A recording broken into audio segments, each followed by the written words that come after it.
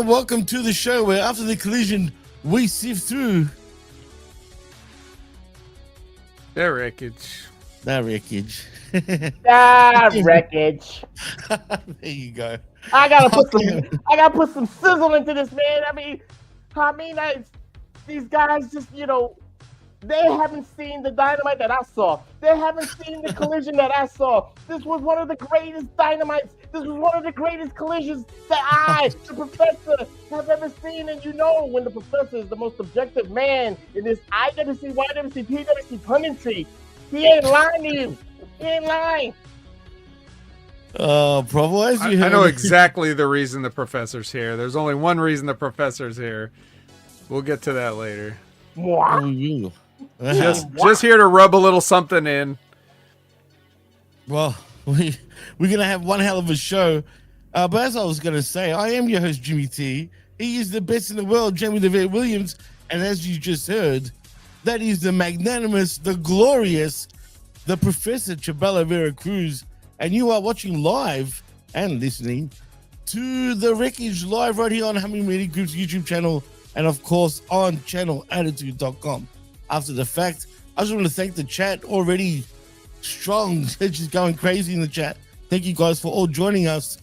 And Vet, what's going on, man? I mean, I felt these shows absolutely sucked. Actually, if anything, maybe Collision was kind of a little better, I might say, but not by much. But Dynamite, Jesus Christ, bro. Yeah, there's nothing explosive about it. Explosive diarrhea, maybe. I don't know how they can. I don't even know what to say. Lost for words. Well, it killed me, put it that way, as I was telling you guys off the air. But Prof, you're the excited one here, bro. I mean, I don't know what you were watching, but clearly we weren't watching the same thing. No. You just don't like to look at it in its full context. I mean, the greatest of all time, of course, David Meltzer, shockingly will name him Booker of the Year for 2025. Tony Khan has brought back a title that hasn't been seen on TBS in 40 years, even though he's brought back a title that has the same nuance that already was originally happened when it was called the All-Atlantic title, when it was rechristened the International title, but he has two of the titles in the same context with the AEW National Heavyweight Championship. I'm just saying, that's why I love Dynamite. And I know it's later in the day, it's later in the review by the eloquent Vet, but you know what? We got women's rights. We have women's rights issues going on crazily.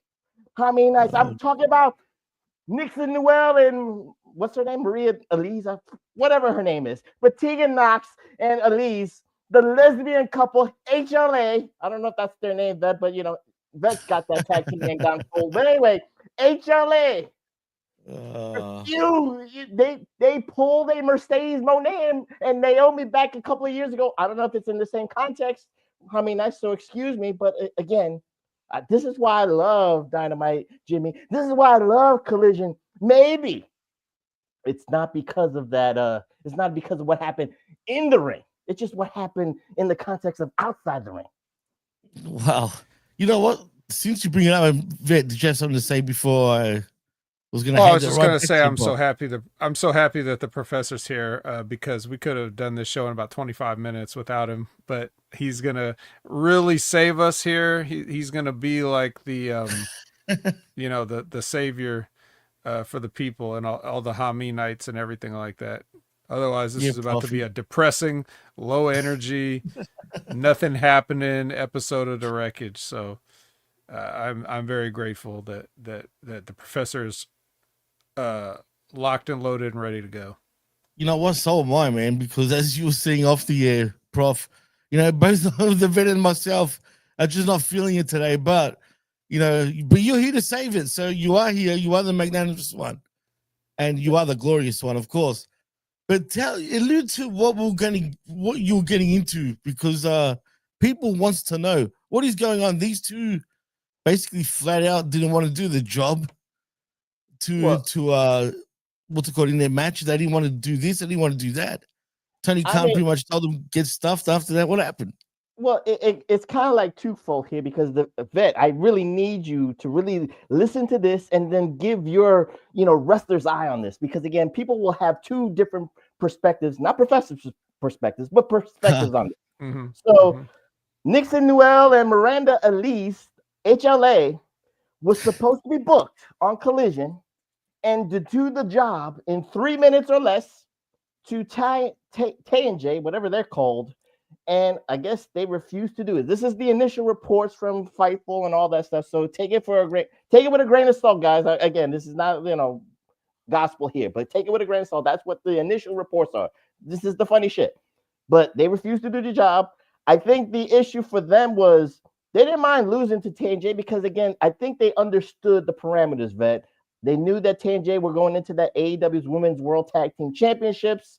They needed the momentum and all that stuff to go in. So probably they did not mind losing to them, but I guess they felt insulted that Tony Khan allotted 3 minutes, and that was it.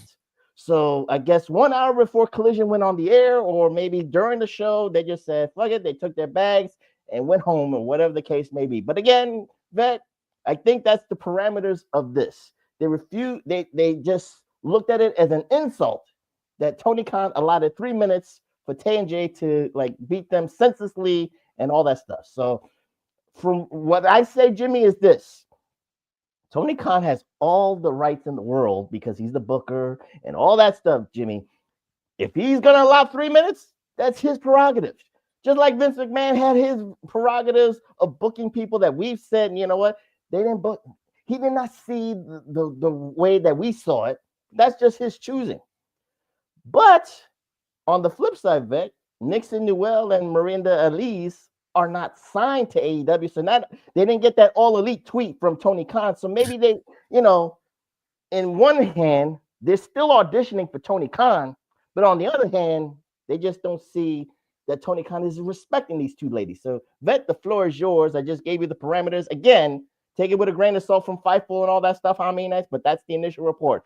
But Twitter's or X is going crazy with the E-drones and the sickos trying to defend. One is trying to defend Tony Khan for doing the right thing in their eyes. You gotta earn your stripes in AEW. You just because Tegan Knox came from WWE does not mean she gets carte blanche. And on the other side, the E-drones are saying that, wait a minute, you were applauding Mercedes or Sasha Banks years ago for doing the same thing. She did not like the booking of Vince McMahon and all that stuff, and she and Naomi left. So karma is a bitch. Don't be hypocrites. Vet, the floor is yours. Well, Jimmy, you look like you want to say one thing real quick. So yeah, I'm going to add to what you're going to answer now, pretty much. So what I was going to say is, so basically, okay, they've got every right to do whatever they want, but doesn't this make Tony Khan look just weak now at this point, in your opinion, Vet? Because he let Rusev, for example, sit on the couch for how many months, for example, before he got friggin' let go and done nothing. Under contract, Jimmy. Under contract. You're right. It's not even in the same ballpark, not even in the same league, not even in the same sport. Neither is the Mercedes and Naomi thing either. That's a completely different situation. Walking out to nothing new in wrestling, nothing new in not liking your booking or whatever. There's a way to do it, and they didn't do it. Okay, so the thing is, you do always have to stand up for yourself. That is true. If you don't like the booking, you have to stand up for yourself. But there's still professionalism involved. Okay? I didn't like my booking the entire time I was a wrestler, pretty much. To the point that whenever Rip would give me the pencil for my own match, I booked myself to go over because we lost so much that I had to balance it out somehow. Right? So it's all about being a professional in the moment. So if you go to the building and you see your name on the board, and this is not a safety issue, it's, you heard the stories about people that would show up to WCW tapings, see themselves across from Vader, and would leave. They sneak out the back.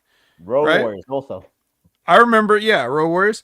I remember, Rip Rogers would tell a story about like he'd go in, see his name on the board across from somebody, and then cross it out, write Ole Anderson's name in. Which would pop Ole because Ole was booking, Sure. So, there's but those things aside, like if it's not your fear for your life or safety or things like that, if it's just that you don't like the creative, if you just don't like the bookings, and you're not in this situation, these ladies, as a professor stated, are not under contract. They're on a handshake per appearance deal. Okay, if you get to the building, you see the writing on the wall, literally. Okay, you don't like it. Here's what you do. You do it, and then you never come back when you're invited. You do the job. You do exactly what you're supposed to do, exactly what they ask you to. Shake everybody's hand, leave the building, and the next time they call you, you don't pick up. Because if you feel like it's not worth your time, you can have that conversation at that point. But when you've already came all the way there, what you're effectively doing by walking out like this in this specific situation is you're blacklisting yourself from everybody else because they don't want to now have you come to their show and then be a problem or that you're going to walk out again. Now, correct me if I'm wrong, but if anybody knows, did not this Nixon Newell, that ain't even a real fucking name. Does she not go on social media and say it's tough to get bookings? Yes, she did. Well, guess how much tougher it's about to get now that you expose yourself. Well, you're right. You know, how much harder is it going to be? That's the reason why you are always professional. Always be professional because you never know where your next meal is coming from. Even if you came in and did that job, Tony Khan might never called you again. Especially if you were like, had the boo-boo face and sandbagged and, had a shitty match because you were just like, well, it's only 3 minutes, so whatever, I'm not going to try. You have to try. You have to be professional. That's the key. And it's not just wrestling. Everybody's got to do that. Stand up for yourself, but be professional.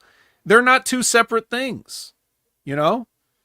It's if you're at work and your boss is treating you some kind of way that is unethical, you have to stand up for yourself. You don't just take it because that's your boss. When the law is on your side or the company policies are on your side, you got to stand up for yourself. But you don't do a two wrongs make a right situation, right? So it doesn't even matter. Like personally, I think 3 minutes is too much. I don't ever need to see these women ever. But it doesn't matter. That's beside the point. I'm just talking about in general in the situation. That's what you do. Bet I can understand the professionalism. I'm with you 100%. Let's just go back with the Nixon and Elise factor here, because again, for TJ, like I said, I think they needed the momentum to go into the tournament. So a 3-minute squash is fine by me. And their substitutes actually did what you said. They were professional. They did the job and all that stuff. I think, again, from the perspective to me, again, I'm not saying they're right about this. It's just that I think Nixon Newell and Marina Elise is looking at this like, look, you're trying to build this AEW's women's tag team division, right? You're trying to get credible women's tag teams with maybe a reputation to build this division somehow, some way. Again, you're right. Nixon and Marina Elise just shit the bed. Maybe future bookings in Tony Khan's world. I'm with you on that. But what say you again?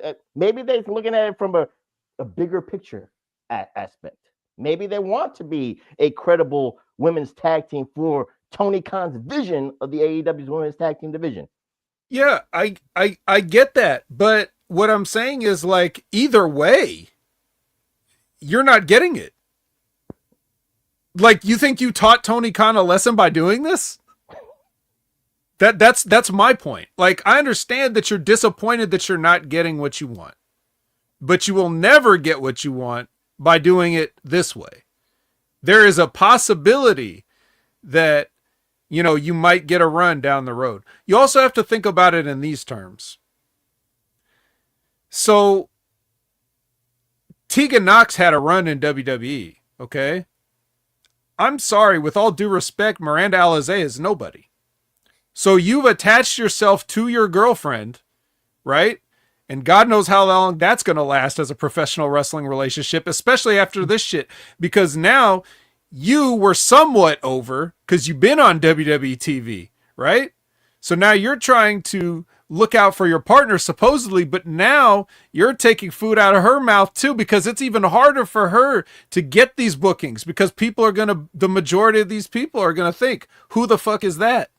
Who does she ever beat? Right? I've heard of Tegan Nox. I don't know who this chick is.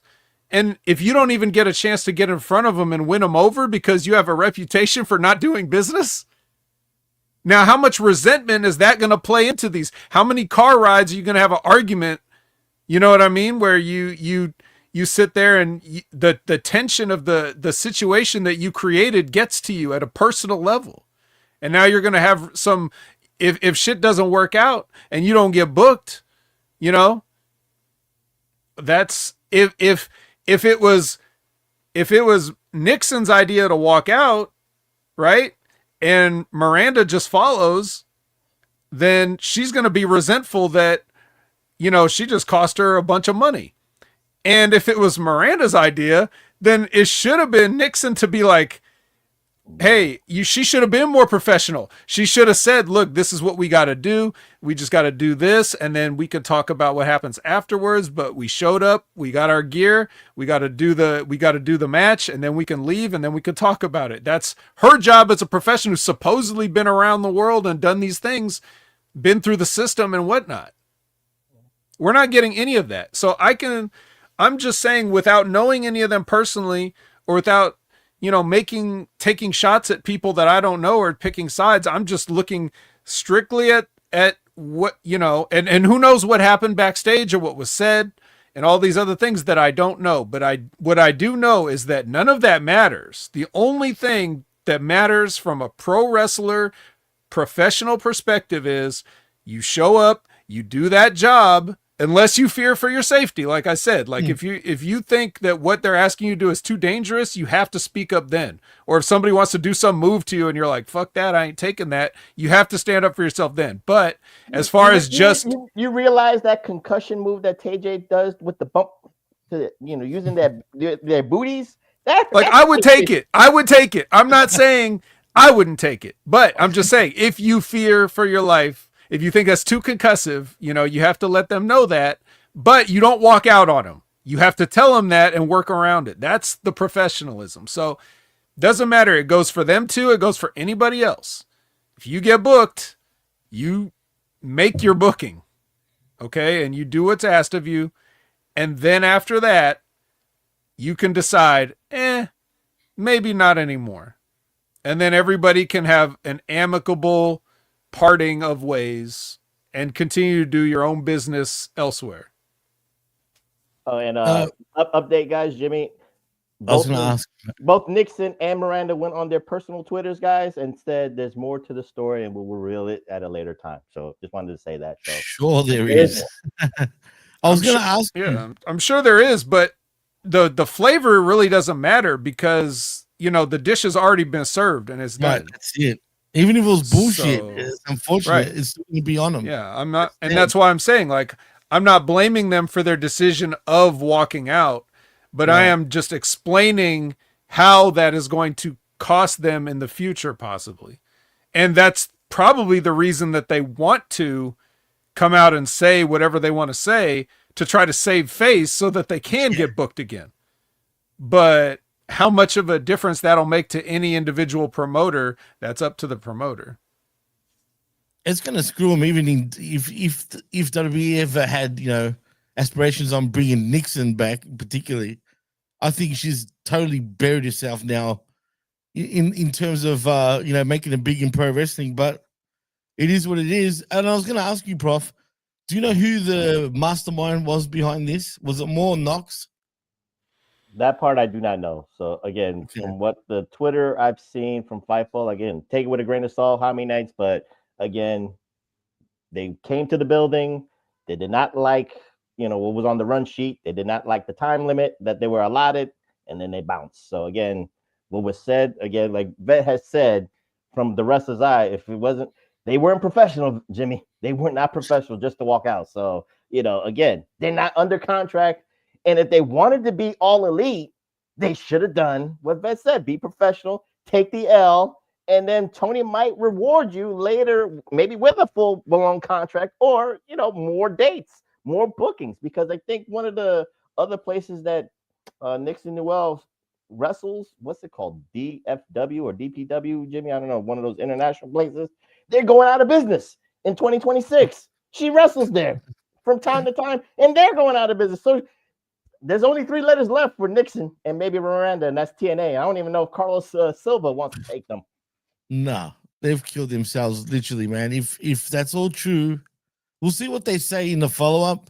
But I believe what's being said is what the truth is, and they're trying to save face, like Vet said. So we'll see. We'll see what happens.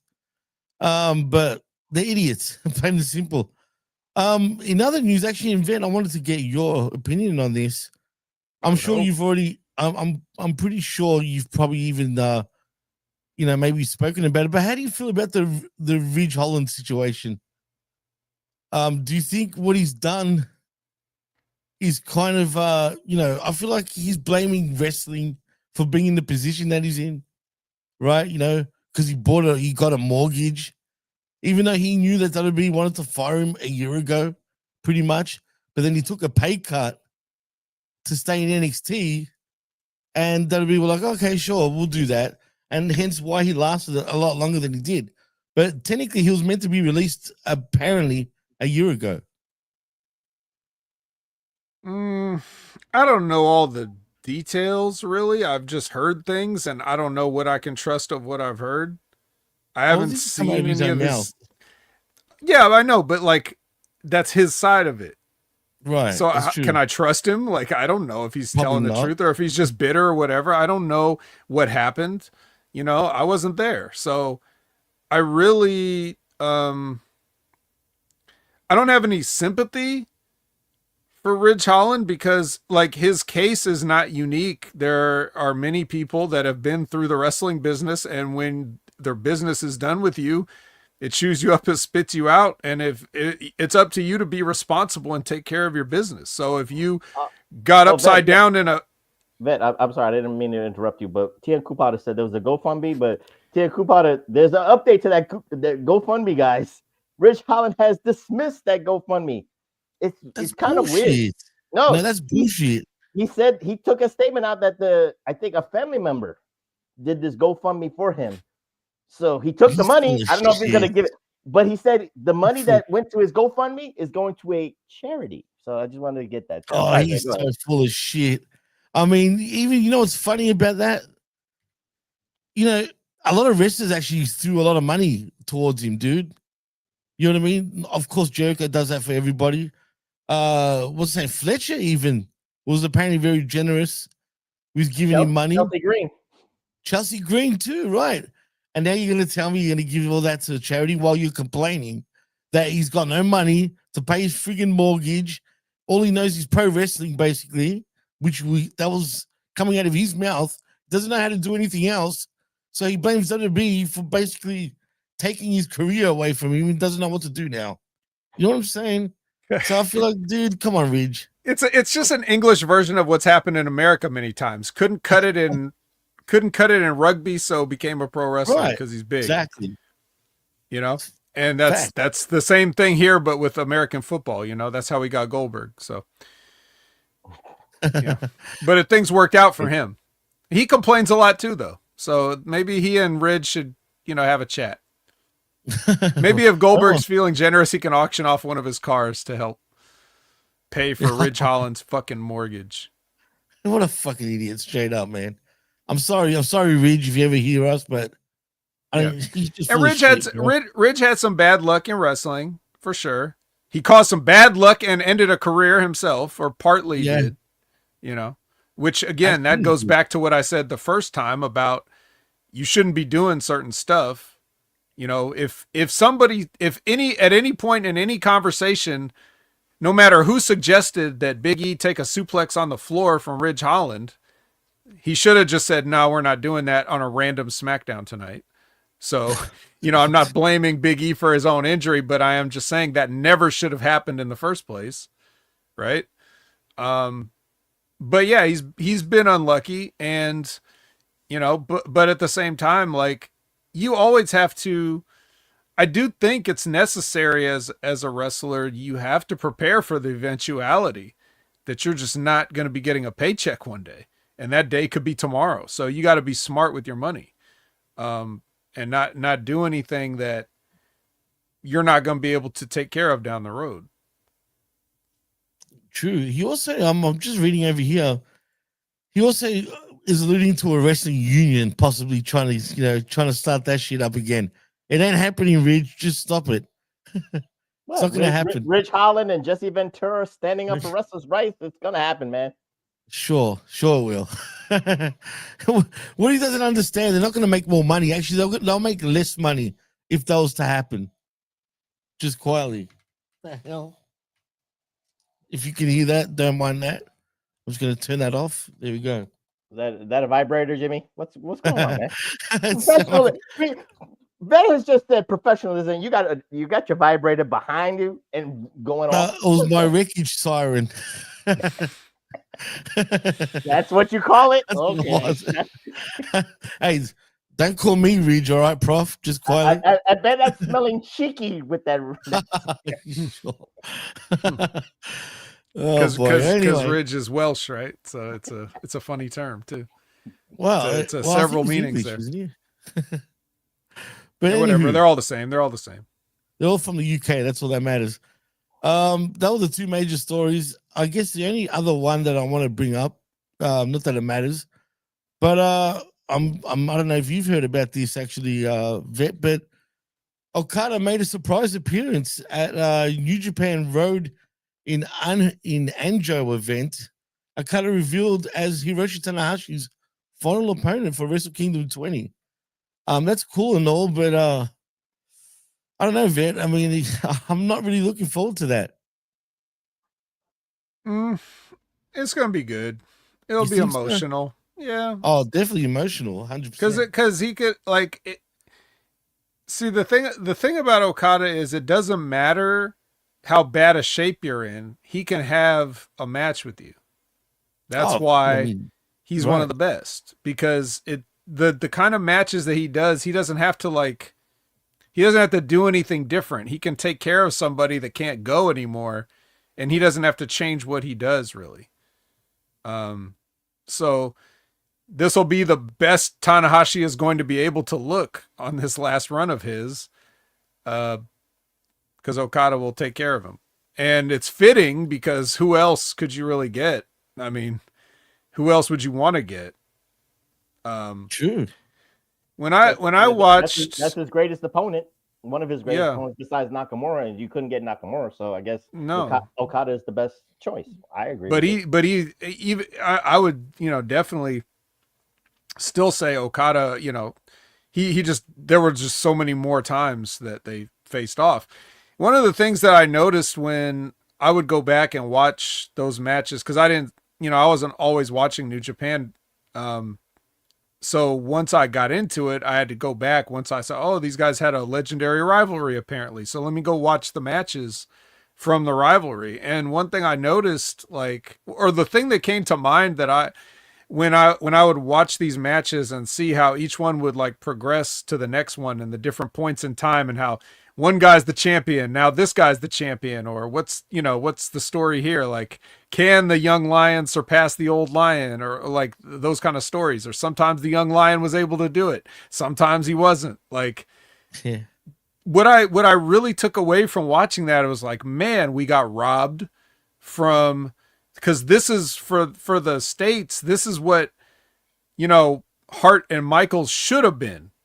It should have been that rivalry where they just kept like intertwining back and meeting and having these amazing matches, you know, because, you know, Rock and Austin was fine and all, but they weren't good. Like the matches weren't good. You know what I mean? It's like, but the Brett and Sean were just so good. They could have been telling stories for years and years if they could have just got over themselves, you know?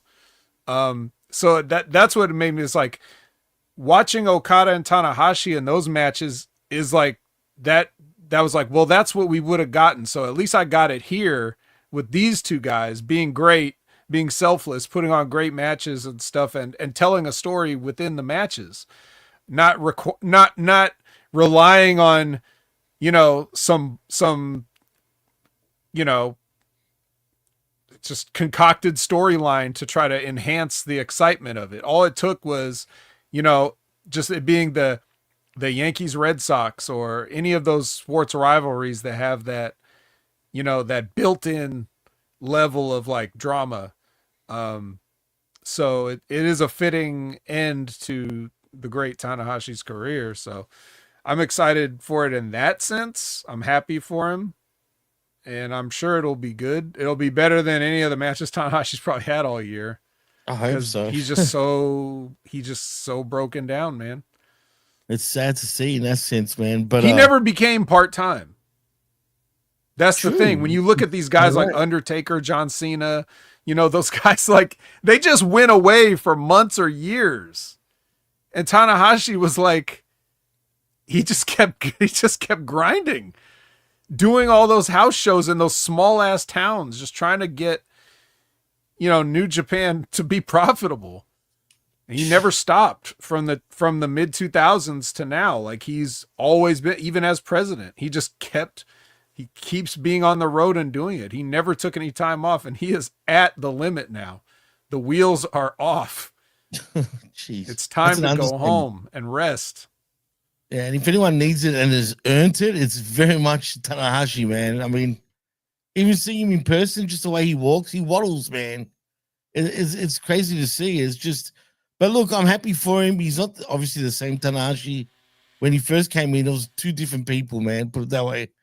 But nevertheless, man, I don't care what anyone says. He truly is a legendary performer in the world of pro wrestling. I mean, even any other, like any one of his peers in WWE or AEW would say the same thing. That I can guarantee.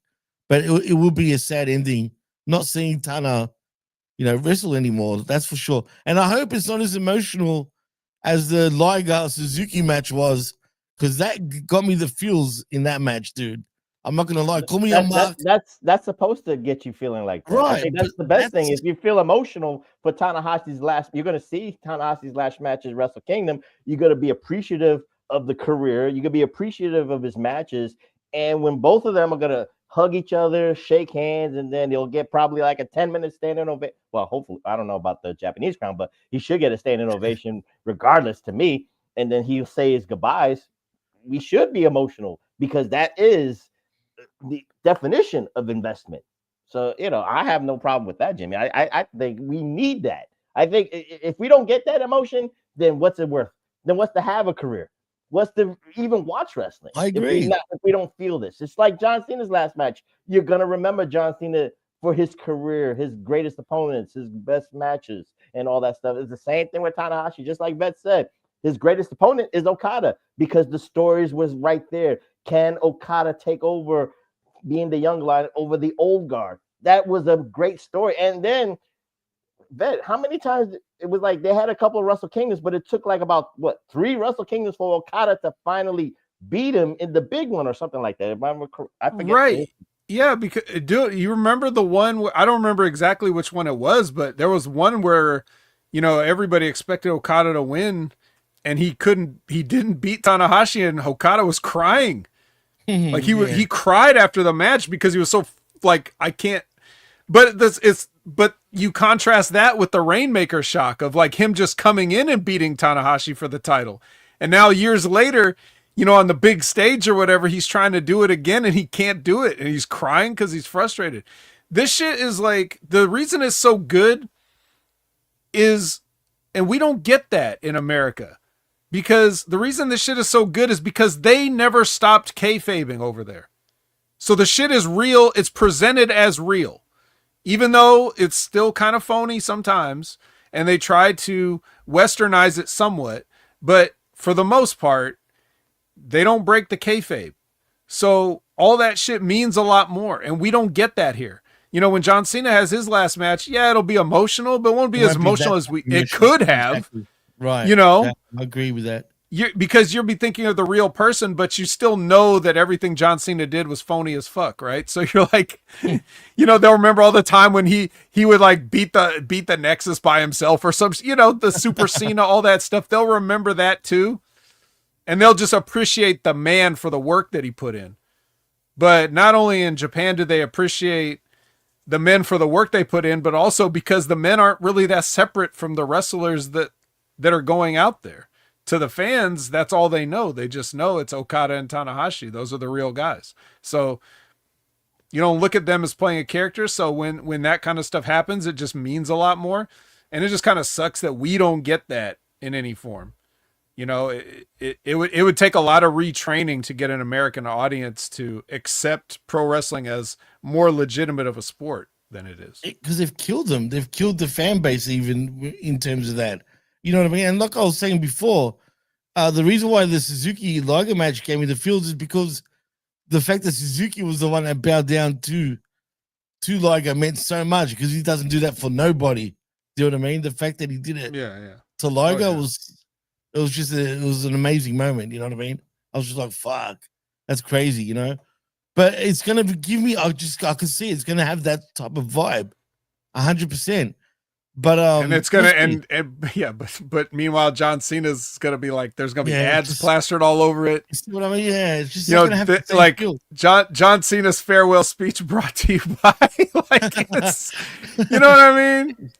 That's sad, man. Come on, man. There's billboards in New Japan. You know that. It's all over. Oh no, I know, but they're not like the announcers aren't calling it out every 5 seconds either. They just put it up there and you can look at it.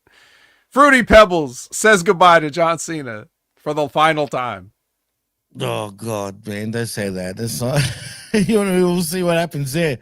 Tanahashi's last speech was sponsored by Nintendo and Sega Genesis. One last thing. Oh, and by the way, you know how they said, I think, what's it called? It's going to be Joe Hendry this week facing, who was it? Someone's facing the mystery person in WWE. LA Knight. Sorry? LA Knight. Oh, LA Knight. I reckon it'll be Joe Hendry that will be facing him, in my opinion. You'll see.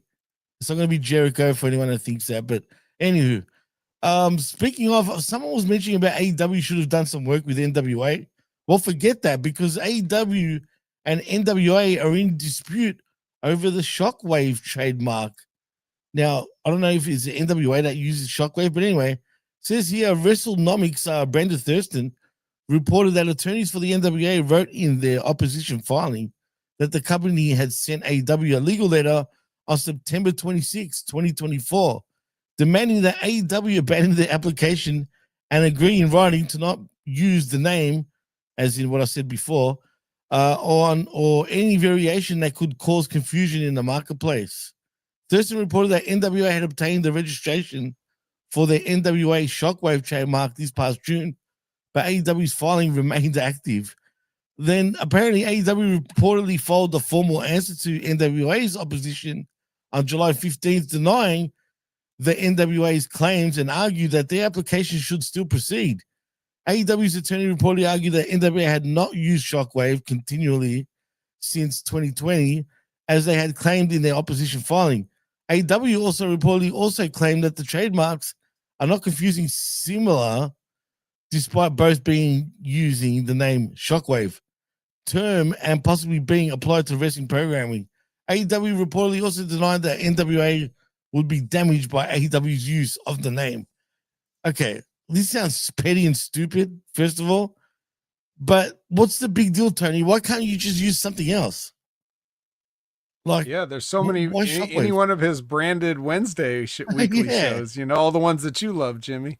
I love him, bro. Yeah, love him. he could use any one of those, or just make up another generic ass sounding uncreative name. Yeah, like what's more uncreative? What's more uncreative than Shockwave? You know. I mean, this is so dumb. I mean, Prof. Well, y'all took Tony Khan's next show name. You took the wreckage away from Tony Khan, so that's why. I remember when you said that the first time. That's why you took Shockwave. You know, Shockwave had to be taken, and since he can't have Shockwave, he's gonna have the national heavyweight title. See, it goes both ways. So it works hand in. It's 6-7 right there for the kids, right there. 6-7. Shockwave, the national heavyweight championship. It just works right there. Yeah. Just quality, Josh. If it's Obi, then we're in trouble because he's gonna lose to LA Knight. I don't see him beating LA Knight for whatever reason. Maybe he will, if that's the case. There is strong rumors about that, but I don't think it will be because they said someone from another company, and I don't think it's going to be anyone from AEW, for example. It'll be a TNA guy, in my opinion. But anyway, I could be wrong. Does anyone think it will be an AEW guy? No. It'll be Moose exactly. Or so like it'd be like TNA from Moose or something like that. Exactly. That's what I'm saying. It's going to be a TNA guy regardless. Anyway, anything else to say about that? And then we can start sifting. I don't know. I can't. Yeah, no, screw that. Let's just start sifting and get into Dynamite, shall we? Because the more I watch this show, the more I'm starting to think this is one big parody of pro wrestling, but like a whole bunch of geeks, though, parodying pro wrestling. It's getting weird, dude. Definitely. All right, so Dynamite. Hey, remember Hang Tony from last week?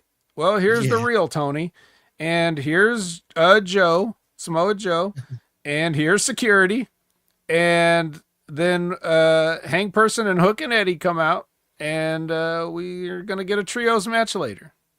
We sure do, and that's obviously the main event for Dynamite. So we'll get back to that. I've got nothing to say about this start. Yeah. I mean, I do appreciate that Samoa Joe immediately accuses Tony Schiavone of collusion and all that stuff, because if he didn't, he would have looked really stupid. True. But that's true. It's a small morsel, when there's not a lot to eat. Wouldn't you say, Professor? I mean, we have to, a la carte, we just have to accept these little victories where we get them. Some people know what to do still in this business, right?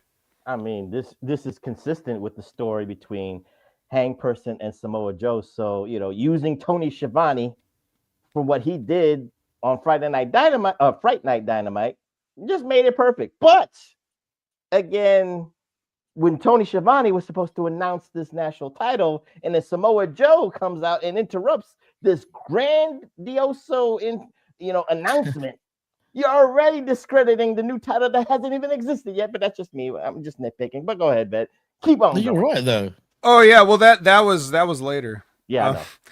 So, because right now what we must do is we must get Orange Cassidy and Claudio Castagnoli out here to have a match, and I believe this match is one of those like advantage matches, wasn't it, for the Blood and Guts? Like they're having 2 out of 3 falls, or not 2 out of 3 falls matches. They're having 3 possible matches.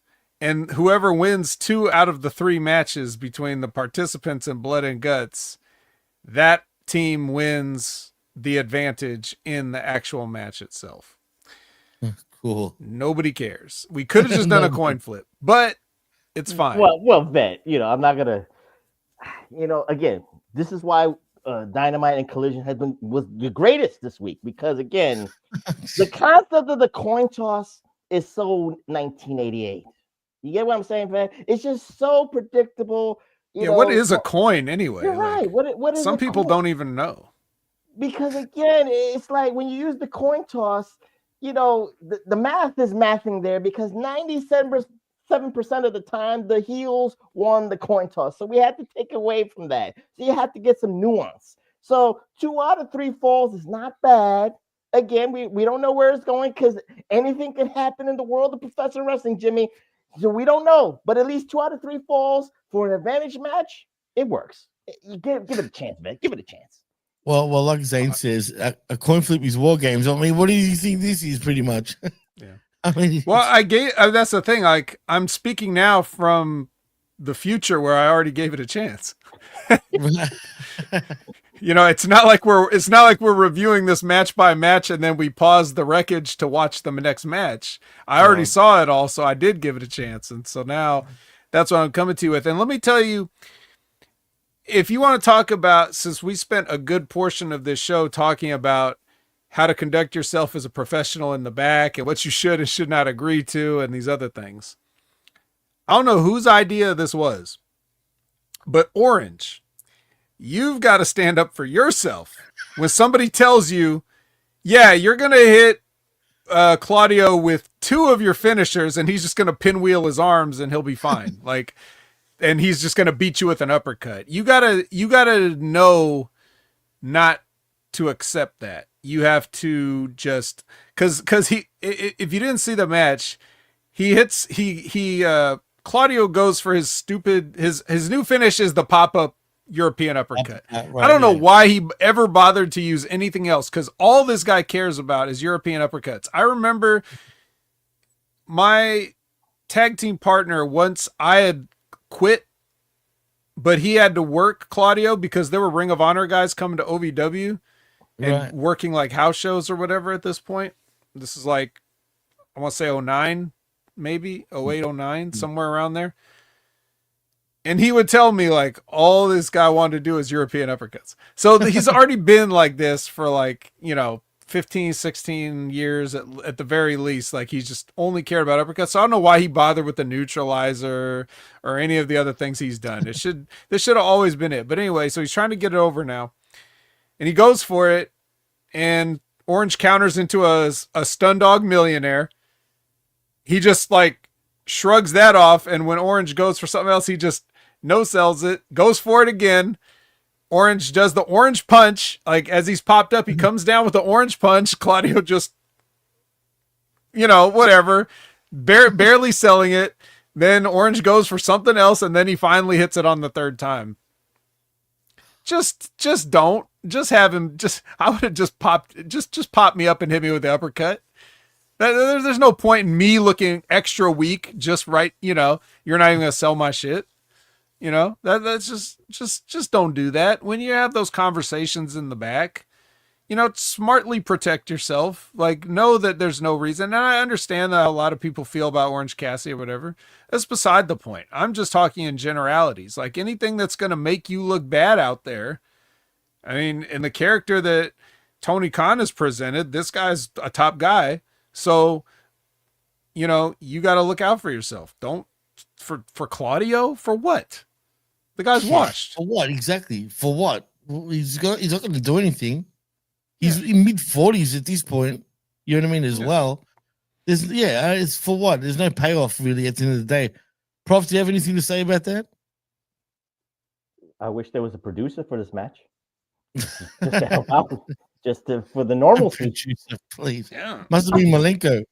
Well, the sad part is there probably was. And that's, but we're now at the generation of producers who were like the guys in TNA that when wrestling started going down the tubes, You know what? TNA was the first one probably to start using the wrestlers. No, I mean, they've always used wrestlers as producers, but I'm talking about the current sort of like the smaller wrestlers, if you know what I mean, as producers. Because if you notice all the way across the board, you got Kidman still in WWE, for example. Are they even the right guys to be using in those positions? No, but who else? I mean. But that's the thing, though. Who else is there now? Everybody else is aged out. The older guys that really know stuff don't want to go on the road and everything. So that's where you're going to get a Petey Williams. Right. You know what I mean? The hell is he going to tell anybody? You know, Abyss. Are you kidding? Why? I know. You're right. He's going to tell you how to gig your arm. What is Abyss going to tell you? You know, so. That hit me. That one's so true about Abyss. All right, so Renee is with Mark Briscoe and Don Callis and Kyle Fletcher, and they promised no physicality. That was very nice of them. Long story short, Mark Briscoe's great here as always. Okay? I love this segment. Even though even though it's, you know, the general kind of setup and everything is corny, but he's good in this as always. He basically wants a no DQ match at Full Gear. You know, it's like, you're going to kick me in the balls. Let's make it legal is basically his point. And they flip it around, and Don has a stipulation where, like, well, okay, but if we win, you join the Don Callis family. I can see it. It's gonna happen. I'm telling you now, Vet, it's gonna happen, bro. But you know, he's right. What a swerve. That's such a swerve, bro. No, but for real though, I mean, they are a bunch of dorks. What Callis said about his group, you know what I mean? I mean, he should just piss off, get Briscoe away from all those idiots. At this point, in my opinion, I think it would be somewhat intriguing if he's forced to be part of the Don Callis family or whatever you want to call it. So I'm actually rooting for Fletcher in this match just to see what they can do with what's it called, with Briscoe being part of the group. I mean, Vet, wouldn't you rather that? At least there's something to it. He'd be like a hostage, pretty much. No, I just wanted to beat him and take the belt. Well, there's that too. See any of this? I don't want to see any of that. I just don't because you're talking about the idea of it, and I'm thinking of what we're actually going to get. So you think he's going to win? He's going to beat? No. I mean, what I'm saying is, like, if he joined the family, you're thinking of, like, that's a good concept. I'm thinking if he joins the family, it's just going to be shitty skits on TV more. You're right. They're going to ruin it. Like, they won't do it well. That's what I'm saying. So it's like, rather than have to sit through bad television, I'd rather just him win the belt and move on. Yeah. So, but will it happen? I don't know. I doubt it. That's why we watch. That's why we have the matches, to find out who's going to win. Intrigue. Right. Exactly. Yeah.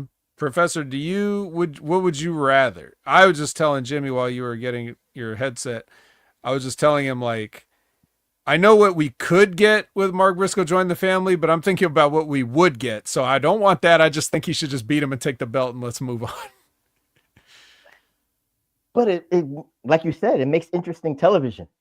It would if it wasn't AEW coming up with it. That's where I'm worried. That's the problem. Exactly.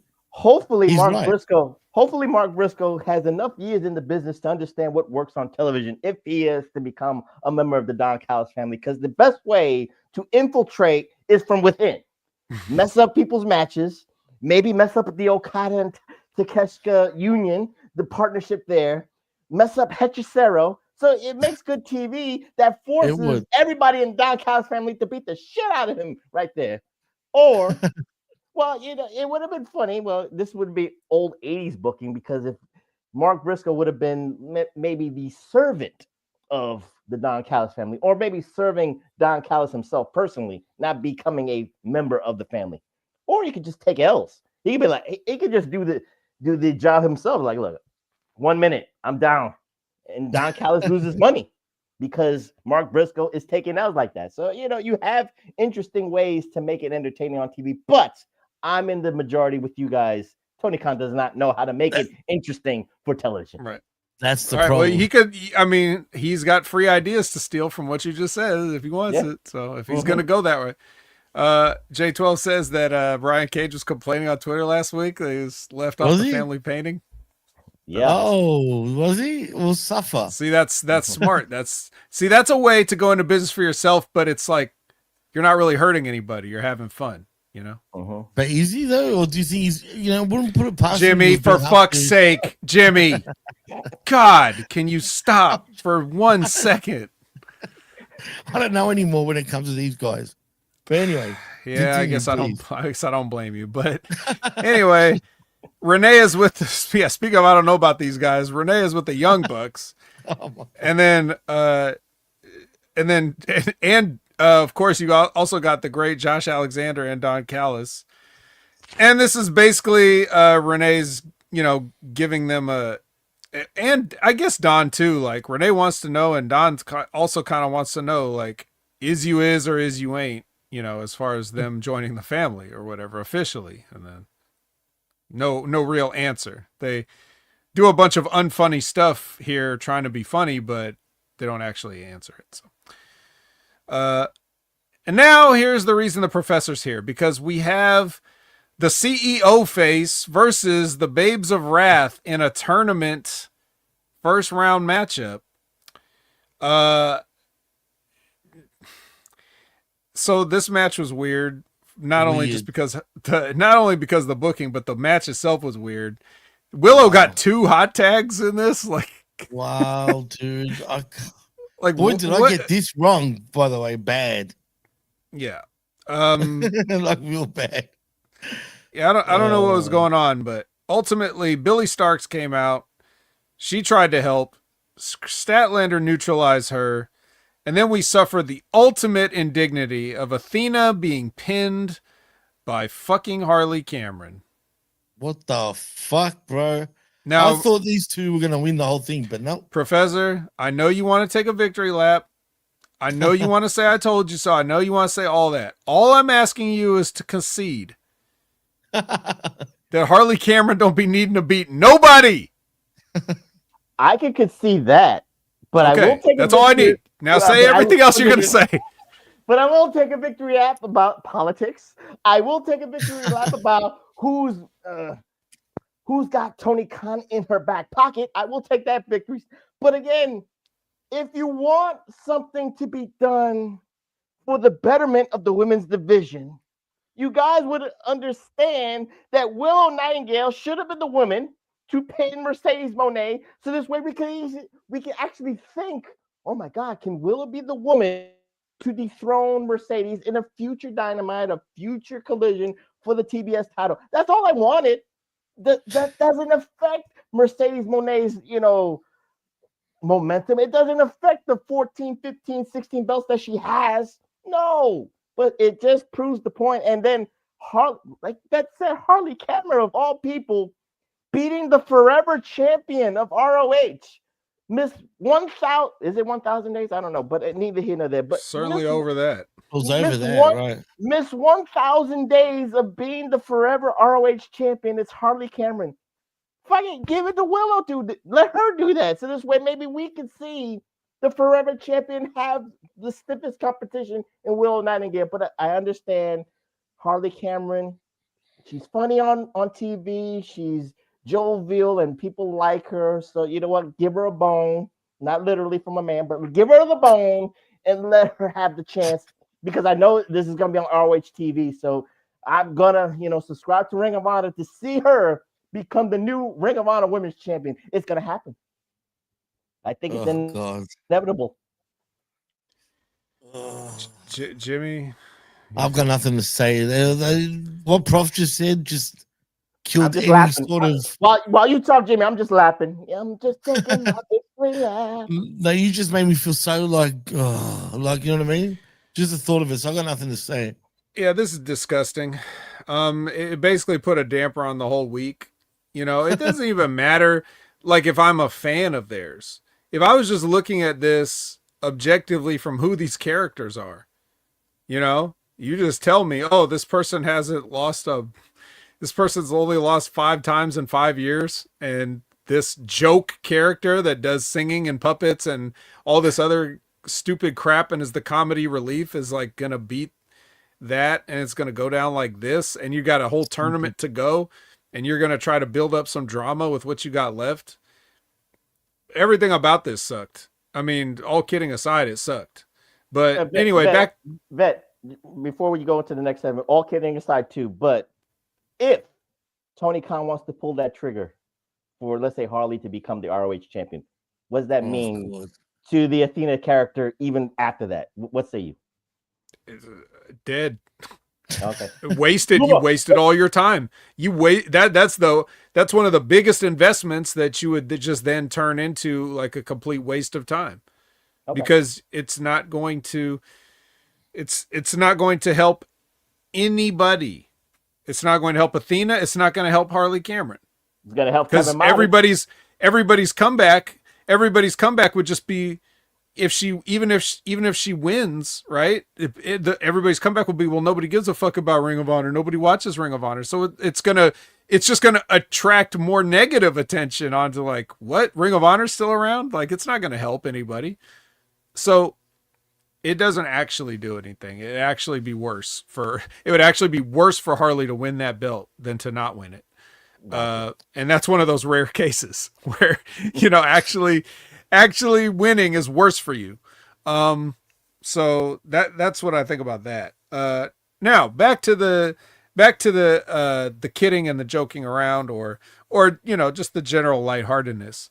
I would like to point out though, that as you would talk about, Willow Nightingale and being the person to dethrone the TBS champion, I will also like to remind everyone that this horrible tyrant Mercedes, who is just ruining all these companies and hogging belts for herself and only cares about herself, I will remind you that it was Willow Nightingale who, when Mercedes broke her foot in a match in New Japan and changed the finish on the fly to have Willow win the New Japan Strong Women's Championship when Mercedes was clearly supposed to win.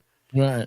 But Mercedes called it in the ring to have Willow beat her, to the point that the referee did one of those things where he just stopped counting. So she had to do the finish again. I will say, so there is a precedent and there is a story for title matches with Mercedes and Willow Nightingale that you could play into if you want to do something with that down the road. We shall see. And she beat Willow for the TBS belt, if I'm not mistaken. She did beat Willow for that, so she can get that. Right. Get it finally get over that hump. That's the way I look at it. Right. But see, even just the fact of like Willow having already been the TBS champ, it's like, it's hard to remember. I wasn't sure. I thought she was, but I don't remember. Yeah. She was. Yeah. No way. I don't actually recall her being TBS champion. I kid you not. Wow. Well, if it's not Mercedes and if it's not Jade Cargill, no one remembers. So I thought it was Jade Cargill only, like before that, right? No. And Statlander, that's it. Yeah, Statlander. But whatever, it doesn't matter. The point is, this was gross. This whole thing was gross. It was a gross injustice. It should be stricken from the record. They should be reinstated in the tournament. Some other team should walk out in storyline and have them have to insert themselves back in as like a second chance replacement or something.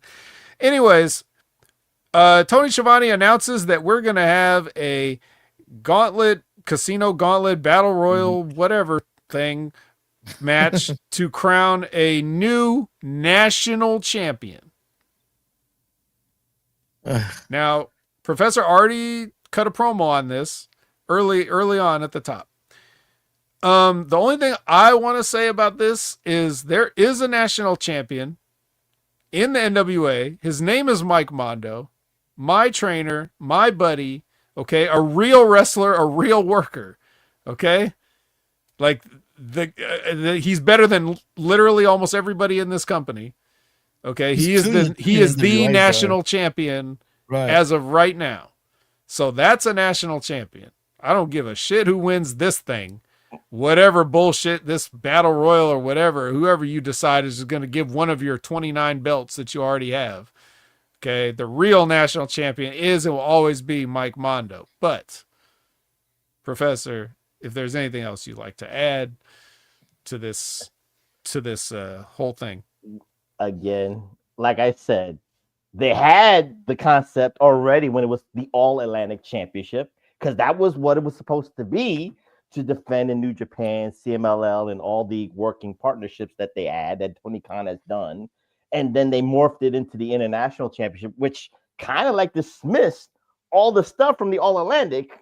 But then when you had the International and then you created a tournament championship called the Continental, then you morphed that together to become the Unified Championship, which there are literally 3 belts. The Unified Championship. Yeah, that's all the it was Unified called, Championship is 3 belts. I forget 2 or 3 belts in one, but neither here nor there. And now you recreating a championship, which Vet said is already being done in NWA. But Vet, just like you talk about with ROH, nobody, again, that retort will be nobody watches NWA, so people won't know Mike Mondo is the true national heavyweight champion. So it is what it is on that. But again, you created a championship with the moniker and the tradition that you already had years ago, and then you dismissed it. So you're just creating another type. Again, I'm not opposed to creating a championship to give maybe lower tiers a shot at something, because again, you could give it to Ricochet, you could give it to Shelton Benjamin, you could give it to Orange Cassidy, you could give it to Roderick Strong. There's a plethora of people with a deep roster that could go after the national championship. So, hopefully maybe this is a Vince Russo swerve type of thing, because my booking would be Mike Mondo will come into Dynamite holding the belt, being like, you be like in the crowd with his belt, just showing off like when the national championship is going on, because maybe you can make something that looks real into something for maybe a AEW pay-per-view down the road. I'm just saying, Vet, would you like that if they would be a working relationship like that? That would be great, but based on what Jimmy detailed earlier, it looks like we're not going to do that. I know. So, but yes. Now, as far as now, before I get your take on it, Jimmy, I would like to just also add that, the way you describe the championships for lower tiers and things like that, I kind of think about that the way Jerry Jones wanted to expand the playoffs because Dallas couldn't make the playoffs. So we need more teams in the playoffs because my fucking shitty team can't get in because the Cowboys suck. Okay, so let's expand. We can't call it the AEW Participation Championship. We can't do that. We have to give it a nice name. Right. So rather than like expand the parameters of the entire system to accommodate your shittiness, I would much rather just have less champions and maybe less wrestlers if you can't cut it. That's all. Simple, so man. I think more people, the answer is never more championships, because eventually everybody's going to get a championship.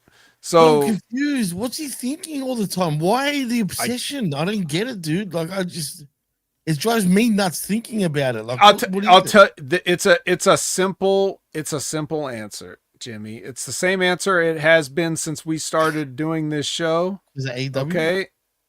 No. It's hot shotting.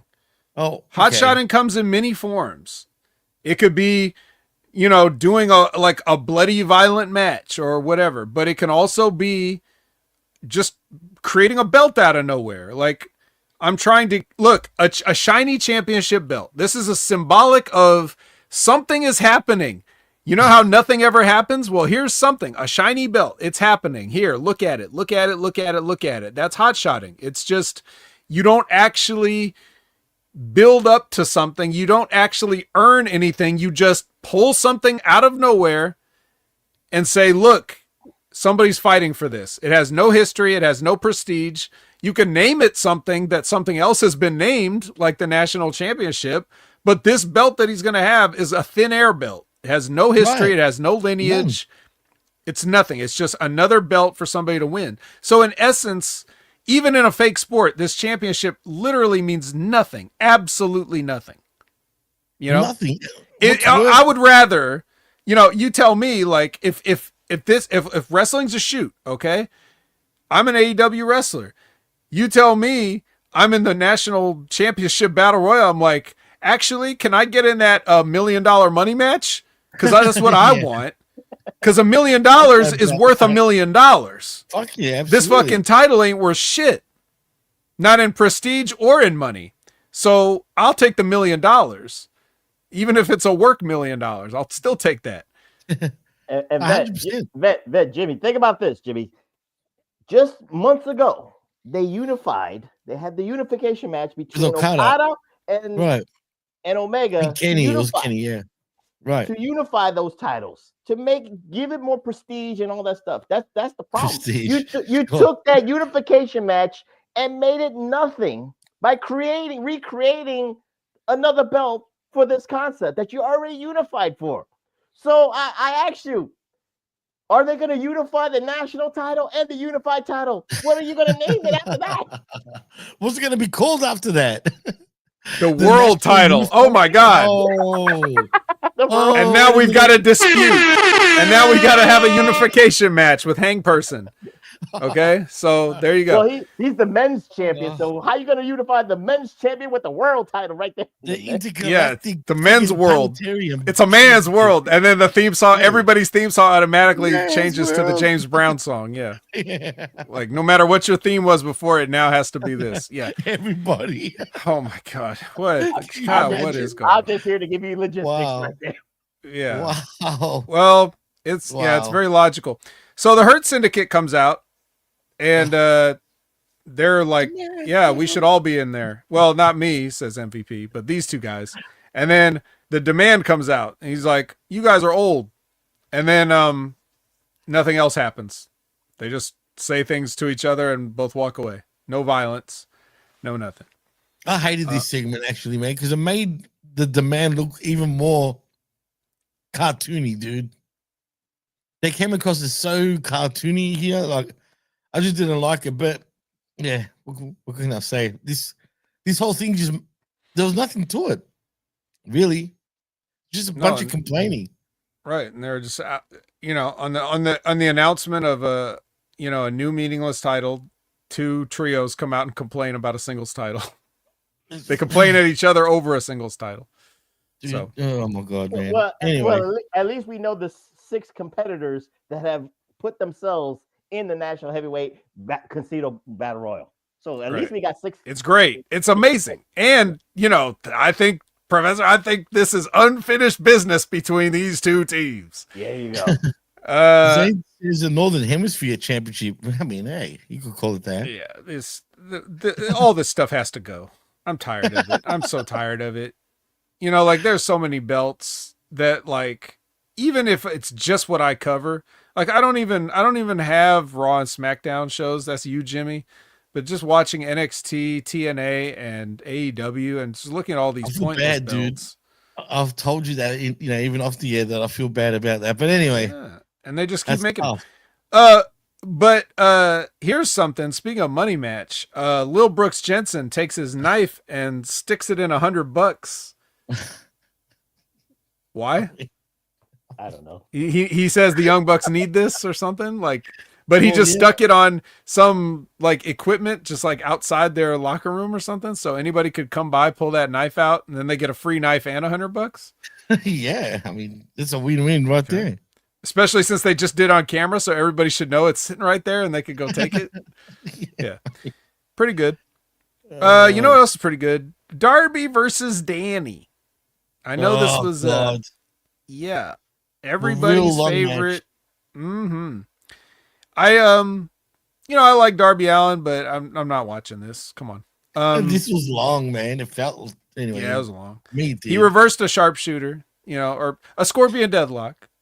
Daniel Garcia got a Scorpion deadlock on, and Darby reversed it because he is now the master of it. So even a wrestler like Daniel Garcia can't out wrestle Darby Allin. And then it turns into a schmoz. But I do like, one of the things I do like about Darby, Professor, is that, he has established that he is, a wrestler, but he will just get crazy when he has to. And that's just part of his thing. But when he's actually working as a worker, he's a good worker. And so we know that he's doing these things on purpose. And it's not because I got no skills and I can't get over and all this other stuff, so I have to dive off stuff or onto people. We know that he's really good, and he just is a psychopath that chooses to do this, and he wouldn't have it any other way. So that's one of the reasons, like, I always respect Darby, because when he does want to just get on the mat and do what a pro wrestler's supposed to do, he does it, and he's very good at it still. Just people don't see it that much. Hey, I'm a fan of his too. Always have been. But yeah, sorry. Go for it, Prof. No, you can finish, Jimmy. Go ahead. No, I was just saying, I'm piggybacking off what Vince said. I've been saying the same thing. I mean, we've both been saying how much we're fans of his for years now. It's just now he's starting to get a little ridiculous, especially with that. For me, what's the end game for him? He's not going for no championship. What's? Yeah, it's just the situation has become ridiculous around him. Just weird. That's my problem. But anyway, go for it, Prof. That's what I want to say. I think I could just say this. It's like everybody's biasness against maybe Darby and Orange Cassidy gimmick-wise, just like Beth said with like Darby's thing.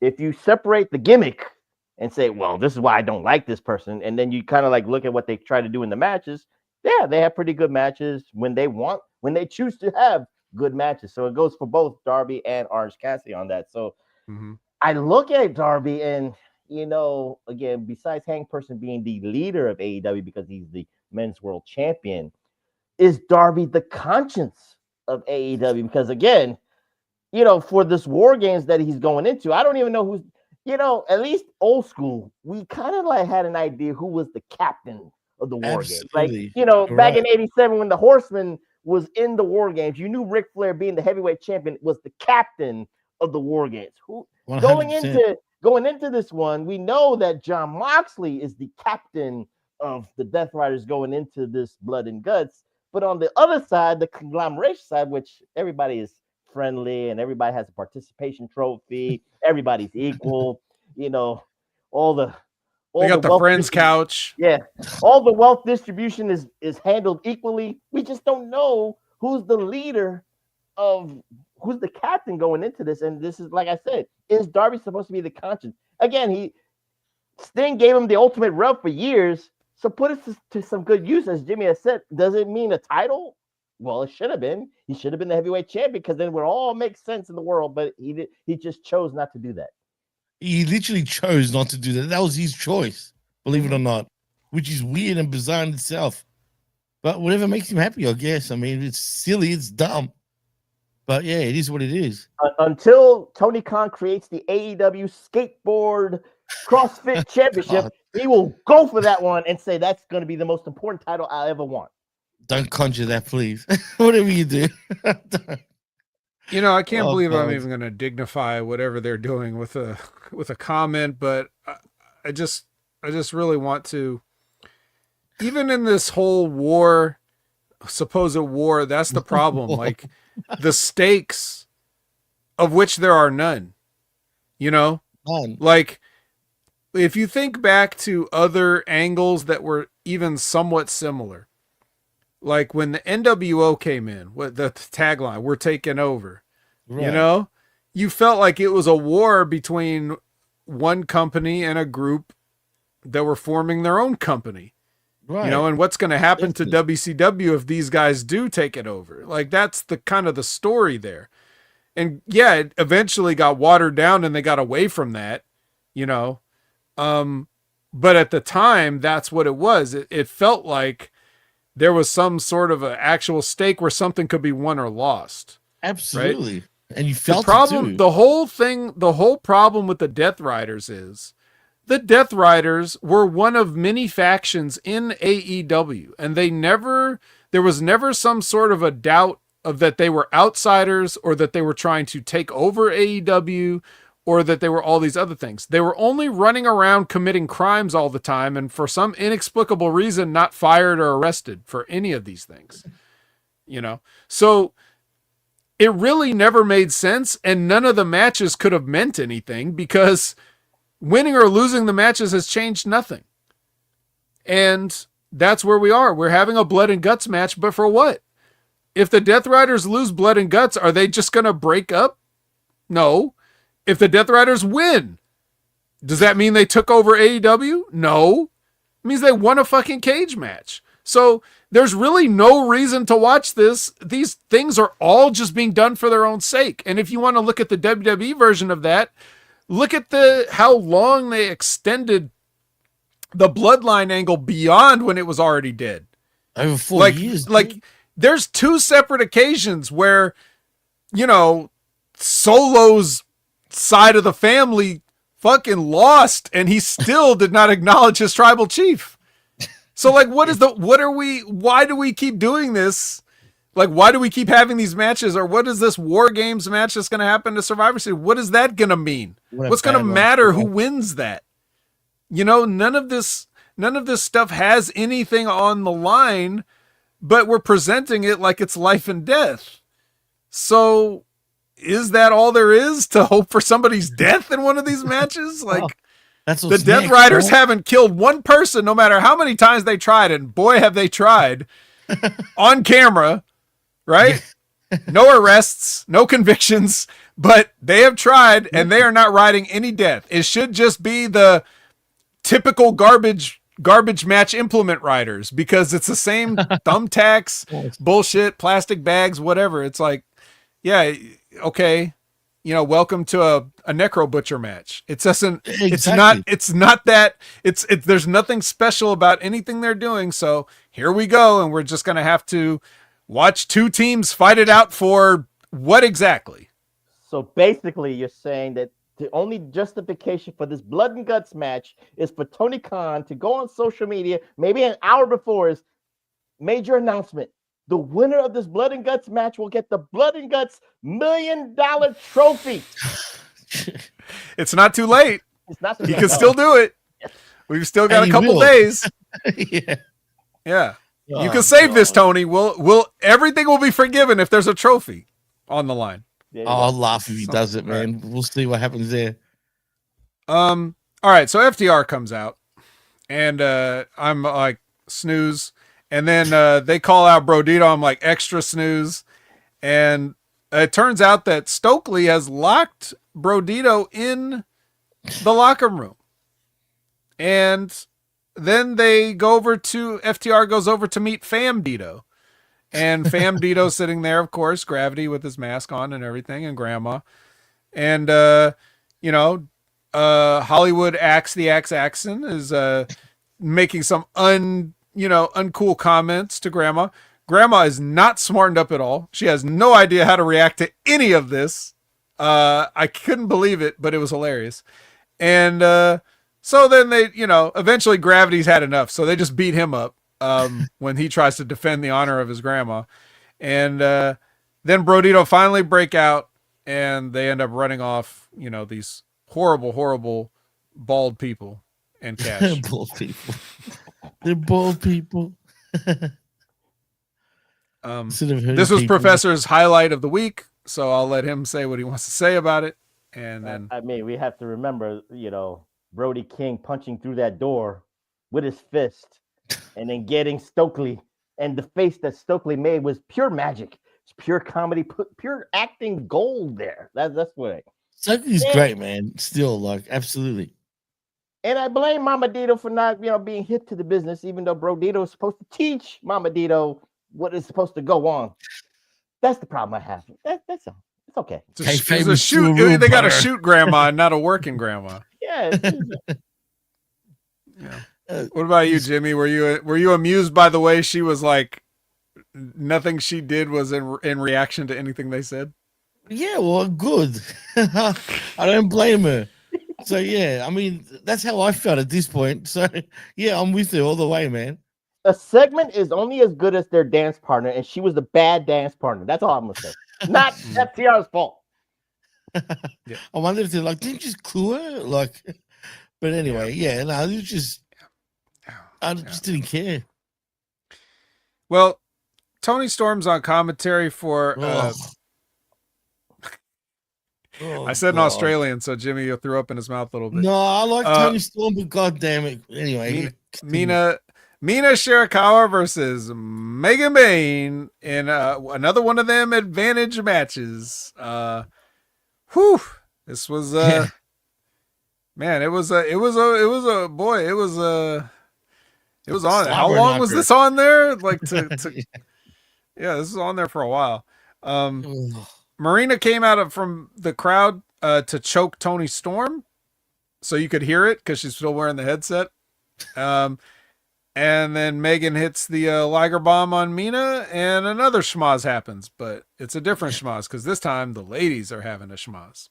Ooh! Didn't Tony Storm was on when she was getting choked? She said, "Help me, Tony!" Yeah. Tony ain't gonna do anything. No, he's definitely not. No. And she's making herself look so feral these days. The lipstick sort of going off sort of track. Starting to remind me of the old Chelsea Green character, if you know what I mean. Yeah, when hot mess deal. Yeah, the hot mess thing. Isn't it similar when you think about it? And I dare say that Chelsea pulled that right off way better than even Tony Storm. I'm just done with her gimmick right now, man. I don't know where she goes from here, but I don't know. It's not funny anymore. It's not making me laugh like it should be anymore. She just comes across as just weird. You want her I to just saw I just saw J12's comment about Axon. Put that up. Put that up. Dax is so soft he can't even shoot grandma. What do you have to say about that, Prof? How dare you, J12? It's all Mama Dito's fault. You know this. And Zane, just quietly, what would Jimmy do if Megan Bayne was Australian? They freaking say she's from Greece, for crying out loud. All right? I'm just saying. That's even worse to me. From Thessaloniki, get the fuck out of here, man. Thessaloniki, New Jersey. Yeah. Thessaloniki, New Jersey. Just like Bombay, New Jersey. I mean, seriously, man. Come on. Bombay, Michigan. Oh, yeah. Bombay, Michigan. Sorry. Right. Exactly. That's what I meant to say. It's a real place, awesome. Jimmy. It's a real place, Bombay, New Jersey. Yeah, I'm sure it is. All right. Well, this also really happened. The Ops versus what do I call this team? New York shit? I'll call it New York shit. That's of course Hank Person, Hook, and Eddie Kingston. Guys, again, Hook giving up. What happened here, bro? I understand like Hobbs breaks backs. Yeah, I understand. Hobbs breaks backs, but he had a perfectly good Eddie Kingston's back to break. You know, leave the kid alone. Like, what are you doing here, dude? We're regressing now. You had a Goldberg run, and now we're doing this. It's not, dude. I can't believe. Rewind back 3 years ago. Was it maybe longer? Man, we were so into Hook, bro. There was a debate. I mean? There was a debate between Hook and Dominic Mysterio. Who was going to be the future of wrestling? God. And people picked Hook over Dom, but not me. I picked Dirty Dom. I knew he was I've always called out Dom for years, all right? And I used to get shat on for it. So I'm laughing about that now. But I feel bad for Hook. Because Hook, they've totally killed him. They've exposed him. Well, Hook's father is much less over, so you can't. Well, you can only get so far with that. Father. Right. Yeah. And I can see how his dad running his mouth all the time would make people not want to push the son. Right. You know? And he probably so it's lucky that he's got as much as he's got. But anyways, that's neither here nor there. It's just, I don't know. It just wasn't. How weak though. He comes in to try to stop whatever was going on, and then he gets a torture act. And that was it. It was done. Like tossed like a piece of shit, and that was it. He's done. Yeah. Well, you know. R.I.P. Hook. Yeah, we had a decent run. We can't do that. We know that there's a, just like Ben has always told me, has calmed me down. This Tony Khan has a plan, Jimmy. Tony Khan has a plan for Hook to maybe redeem himself, and the only redemption he could get, even though he took the backbreaker from Hobbs, and then a week prior to that, he took the chokehold from Samoa Joe. He's gonna have to get his revenge somehow, some way, against the Ops, preferably against Samoa Joe in a one-on-one match. But again, neither here nor there. But again, Jimmy, do not fear, because Tony Khan has got the pen, he's got the paper, he's got a plan. Vet has taught me this. I'm pretty sure I've said the exact opposite of that for years now. Like, I don't know if I've ever once accused Tony Khan of having a plan. I think I was saying the opposite. I think I was trying to convince you he surely doesn't have a plan. I think I can go back. I can go back to the tapes. We can go back. Check the tapes. Let's check all the tapes. Go back in the archives and check all the tapes. And we appreciate you guys for doing that. What Labrat said in the chat is going to happen. He's going to be Booker of the Year this year, once again, reclaiming his damn imaginary whatever it is for Booker of the Year. Fuck that. Guaranteed. He's going to win it. Yeah. Yeah, I just, well, the clear thing to do here would have been just get the Ops, just get DQ'd. Just because they don't care. They didn't want this match anyway. So just have them just get, when the match goes outside, just have them just grab stuff, chairs, whatever, just smack them, whatever. You don't actually have to you don't even actually have to have them win. You can have them lose in a DQ. They keep the titles. You know, nobody has to get beat. No one cares. The whole point was that the Ops look dominant and it's a schmaz or whatever. Like we've already had several schmazes. So just do it that way. Why beat Hook? Why beat anybody? Why beat certainly not going to beat Hang Person. You know, you shouldn't beat Eddie either. So just have them beat them down with weapons and get DQ'd, and then everybody wins. But no, that's too much to ask for, I guess. You're asking for way too much, Vit. What a bad teacher Eddie Kingston is for Hook. You know, he's supposed to be teaching Hook the ways of professional wrestling, you know, being a mentor, and he is not only quit twice in a row, but he's looked weaker since leaving. He's looking bad, right? He's looking It's true, weaker. man. We got to keep an eye on those abs.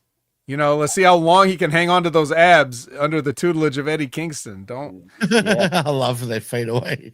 You know, just. Oh shit. Okay, it's time for Collision. We're opening up with FTR versus the Bangs. The Learning Tree is watching.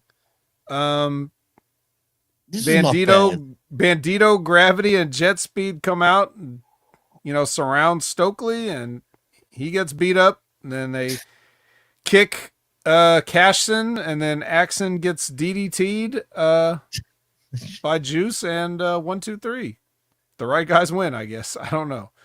What was this all about? Never say FTR does not do good business. FTR is always why? About good business. What was the business though? They got more than 3 minutes here, though. That's the deal. But what was the business on having the Bang Bang gang going over right now? The optics is FTR is on a losing streak. They're disheveled a little bit, and then by full gear, when they become, was it 3-time tag team champions? Whatever, I forget the number, but 3-time tag team champions. It will all be for naught. Because then Edge and Christian will come out. And remember, like I said, it just seems like that's the path to get to that match. And I think I didn't realize myself. You know what I mean? Literally. What she thought she saw, you did not see. I did not see it. I did not see what I saw. All right. Yeah, I guess that's what it is. We'll go with that. Tony Khan has a plan. After Dynamite, is After Dynamite its own show? Because they kept saying that, and then they kept showing these little videos. Like, do I have to go to their YouTube channel and watch a new series in a playlist called After Dynamite because they keep having these interviews? But anyway, this one was Renee asking Fletcher about what happened earlier. Like, hey, you remember earlier when Don said that if Mark Briscoe loses, he has to be in the Don Callis family? And then Okada comes in and he's like, hey, we are the captains of the Don Callis family, and once we win and retain our titles, we'll be Proto-Okada. Oh, my God. Seriously. Where was Takeshita for crying out loud? In Japan, I think, defending the title or promoting for, you know, his title defense. Oh, okay. Cool. I guess. I mean, Okada just had a birthday too, so if you want to wish the Rainmaker a late happy birthday, yeah. Oh, happy birthday, Kazuchika. Yeah. How old is he now? He put out a tweet that said like "Thank you, bitches" or something. For everybody that wished him happy birthday. I love that though. That always pops me. But how old would he be now? 38, 39? I think he's maybe 37. What? Still only shit. I'll just double check that, but you're probably right. Dude, I remember when he was in still TNA, in his 20s, man. Yeah, so do I. Let me just see. I think we have to remember this. Okada was watching the wreckage, and he knows that Vet names tag team. So Vet, he was trying to impress you with Proto-Okada. What did he do wrong there? Attach himself to Kyle Fletcher at all. That's the main thing. Well, just quality. He is 38, by the way. He just turned 38. Wow. Time is slipping away from me, too. Wow. Crazy. Yeah. Well, anyway, speaking of Kyle Fletcher, he's going to take on Ace Austin here for a good long while. And the Bang Bang Gang stays back, though, because even though Kyle Fletcher has, like, this whole family of guys backing him up. They thought, nah, you got this. So they take off. And it looked like they didn't need to worry because nobody interfered. And Ace looked like he was handling his business. Matter of fact, Ace kicked out of the Brainbuster. Ooh. So you let this fucking guy, this cruiserweight, I mean, he did compete in the Super Juniors tournament. You let him come in. You're going to kick out of your finish. For what? For nothing. Again, a great showing. He had to break. Strong showing. He had to break out the that guillotine thing where he fucking tries to slice the guy's neck off with the top turnbuckle just to beat this fucking guy. Just to beat Ace Austin. Ace Austin, of all people. Ace Austin. Got kicked out of my finisher. I think we just got to look at it from this way because, again, the Bang Bang Gang is not complete, guys. Let's be honest. Without JY and without Colton Gunn, this group is not complete to where the potential is there. So Ace Austin is trying, and again, Ace Austin is relatively new for the AEW bunch to be taken seriously because of all he's got to get the TNA stain out of him. So he has to have a great showing against Kyle Fletcher, the protostar, and stuff like that. I don't know why this match went on for it felt like 23 minutes. It could have been less. Man. It just felt too long because I saw 2 commercial breaks. I was like, nah, I'm about to fall asleep here. But again, I stayed awake to watch this. But I think Tony wants to have Ace Austin, put on a great show, great effort, so this way we can take him seriously. And of course, he's going to be in this casino battle royal.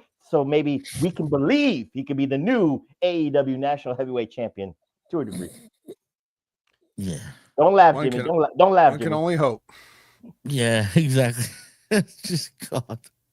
All right. This is atrocious, man. Statlander promo. Speaking of atrocious, Statlander promo and some stairs.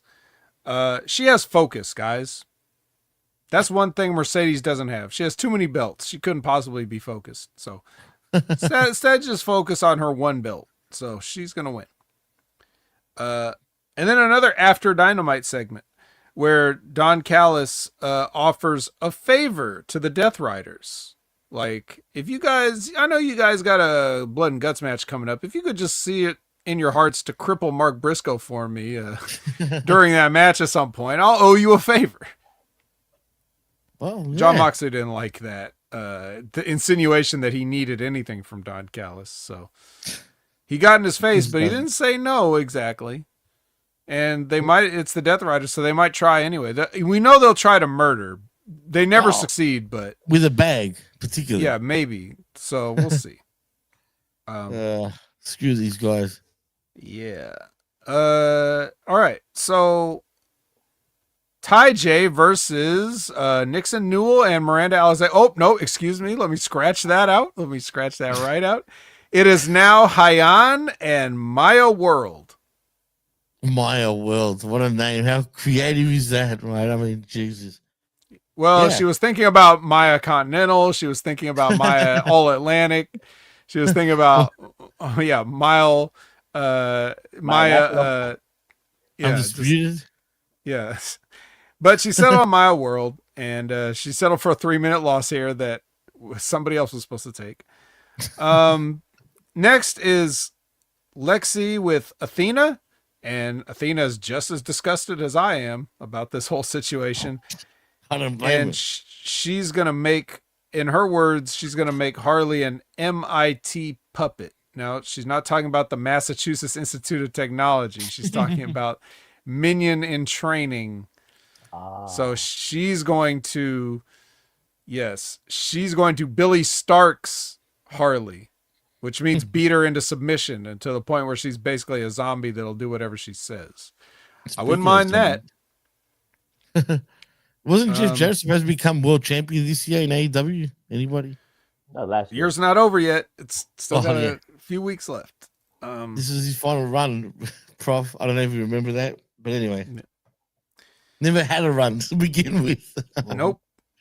The last outlaw. The last outlaw, yeah. What do you think Jeff Jarrett thought of Dark Sky. I mean, versus Jamie Hayter. You're late, Jimmy. wait. You're late. You're so late. You know what's I coming know. up. Read the run sheet, goddamn. Yeah. There we go. I'm not gonna say Jamie Hayter, but yeah. Yeah, you don't need to. She's just normal. Yeah.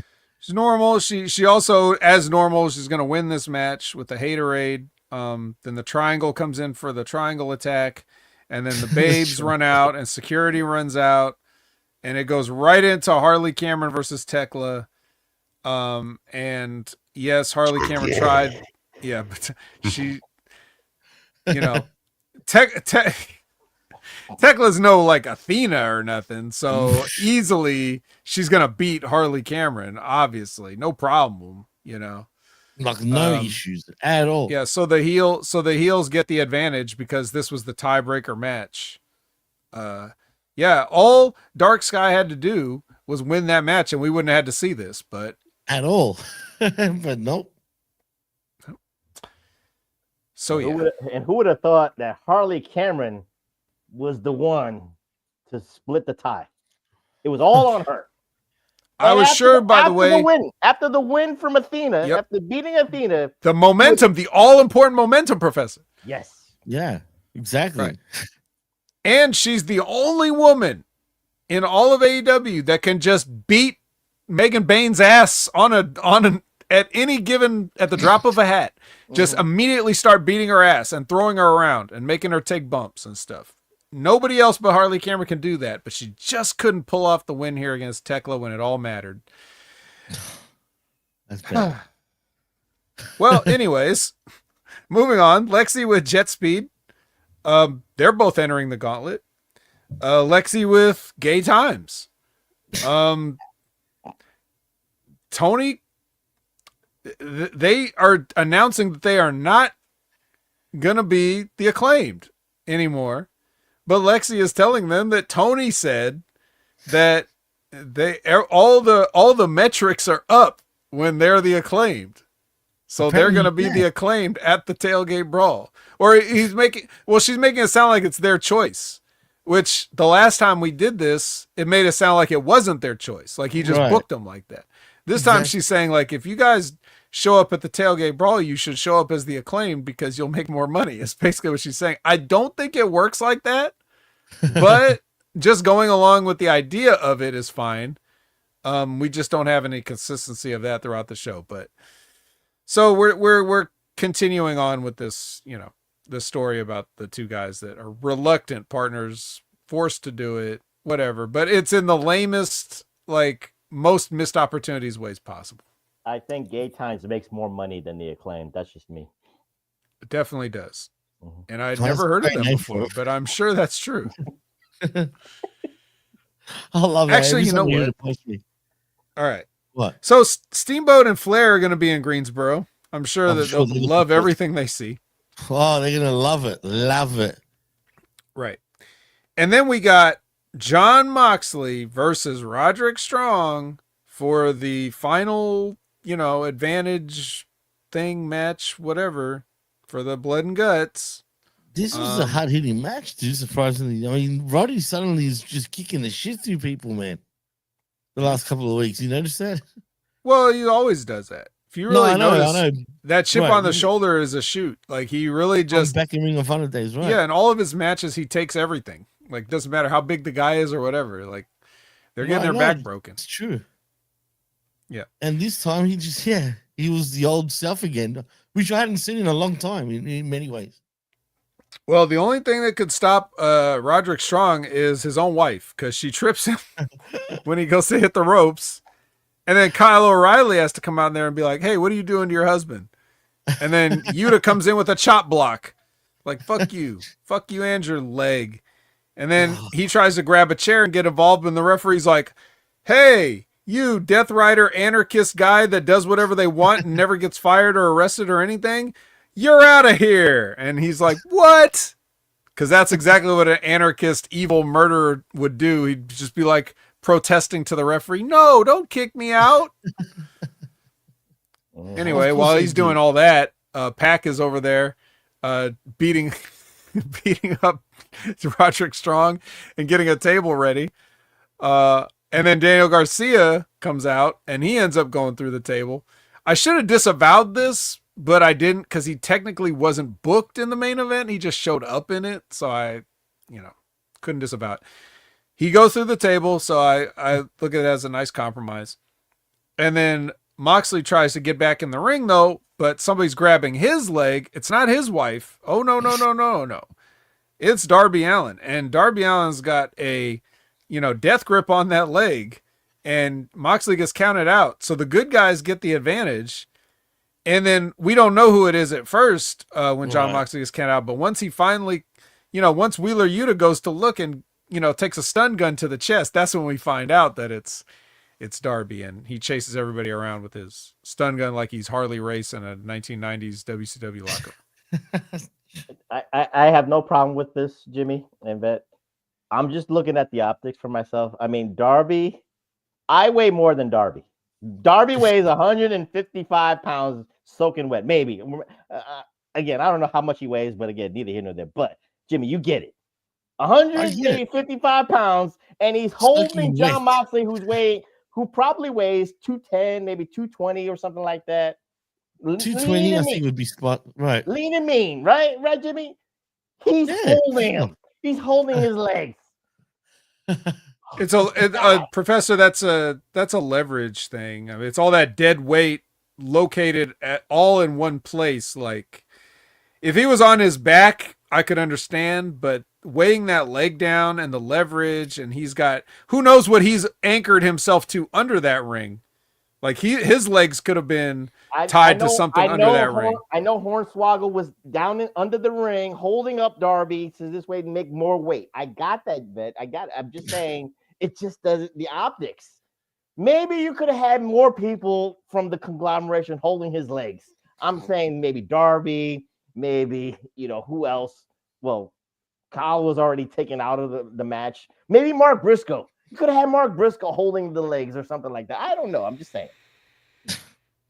Could have, should have, but didn't. So it's Darby. It's just Darby. Or wait.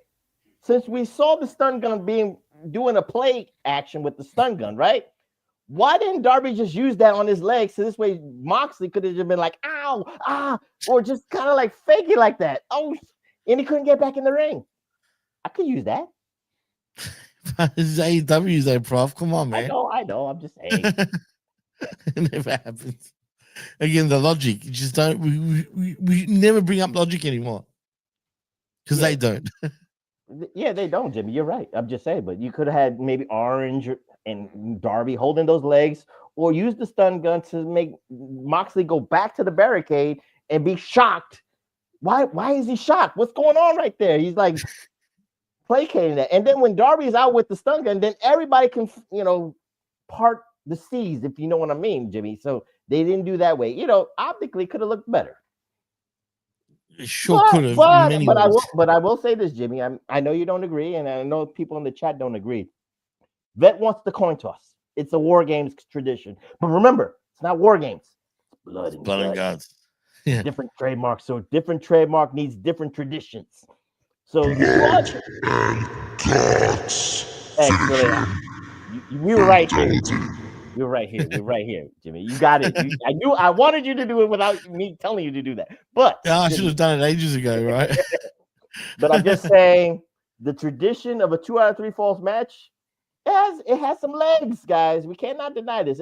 If you do it better, it has legs to make it a nice tradition. That's all we'll say. A yearly tradition.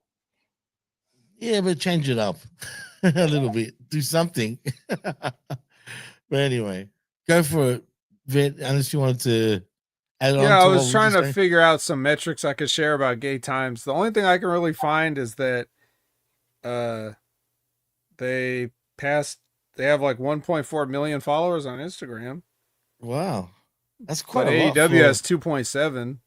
So, almost twice.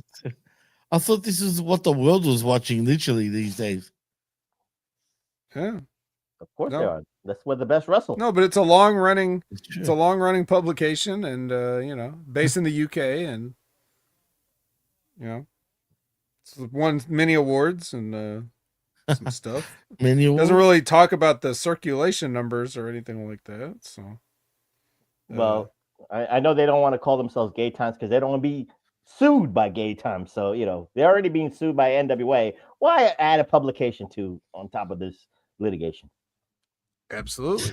But, with that being said, that brings the sifting to an end. And, here we are ready for, this time next week, we'll be talking about this Blood and Guts. And I'll probably really gloss over that too, because, that's just what tends to happen when they have these long ass cage matches where a bunch of stuff happens. And I'm just not going to take notes on what happens at these matches. And there might be kendo sticks involved, which means I get to disavow it. So one can only hope that there will be a kendo stick in each Blood and Guts match on Dynamite, and then I basically won't have to watch the whole episode almost. I will guarantee this, guys. Darby Allin will go off the top of the cage and do a coffin drop. Guaranteed. Oh, God, man. He's got I don't know if that will work out well for him if he does it off the top. Think about it. He's going backwards. He's going to find a way. You know this. He's dumb like that.